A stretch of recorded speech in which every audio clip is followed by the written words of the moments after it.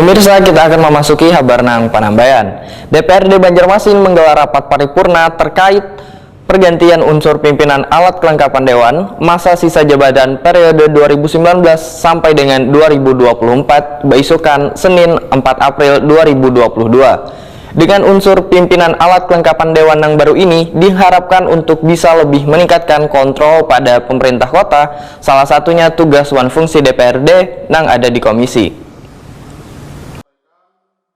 DPRD Banjarmasin menggelar rapat paripurna terkait pergantian unsur pimpinan alat kelengkapan Dewan masa sisa jabatan periode 2019-2024 beisukan Senin 4 April 2022. Pergantian unsur pimpinan alat kelengkapan Dewan ini dihadiri Wali Kota Banjarmasin Ibnu Sina, Wansekda Banjarmasin Ihsan Budiman, serta pimpinan Satuan Kerja Perangkat Daerah di lingkup pemerintah Kota Banjarmasin.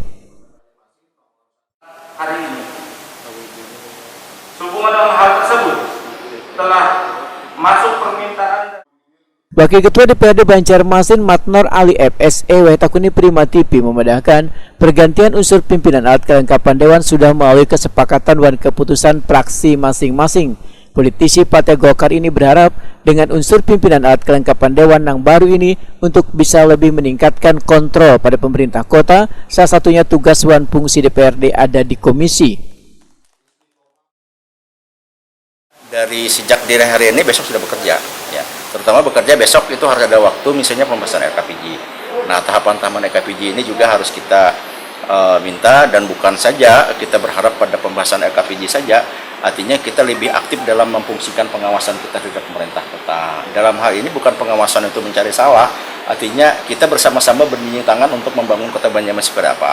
Nah, sesuai dengan amanah Undang-Undang 23 2014, pasal 145 sudah ditekankan bahwa DPR sebagai kepala daerah itu adalah sebagai penyelenggara pemerintah daerah. Nah, ini tentu harapan-harapan dengan adanya wajah-wajah baru, AKD yang baru ini, tentu akan kita pinta tadi supaya lebih gaspol lah.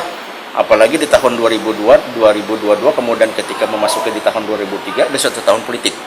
Nah, kalau kita tahun politik, performa DPR itu adanya di anggota.